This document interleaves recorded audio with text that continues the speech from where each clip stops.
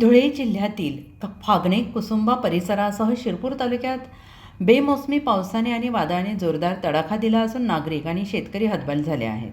पिके काढणीच्या टप्प्यावर असताना आलेल्या पावसामुळे मका, हरभरा आणि गहू या पिकांचे मोठ्या प्रमाणावर नुकसान झाले आहे. विशेषतः शिरपूर तालुक्यातील वरुळ, भटाणे, तराडी, विखरण आणि परिसरातील मका पीक पूर्णपणे जमीनदोस्त झाले आहे.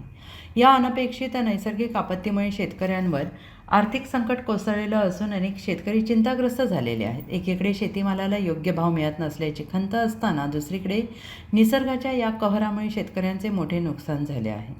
नुकसानीची पाहणी करण्यासाठी शासकीय अधिकारी अद्याप घटनास्थळी पोहोचले नसल्याने शेतकरी त्यांच्या प्रतीक्षेत आहेत. शेतकऱ्यांना तातडीनं मदत मिळावी, नुकसानग्रस्त पिकांचे पंचनामे करून आर्थिक सहाय्य द्यावे अशी मागणी शेतकरी वर्गातून होते आहे.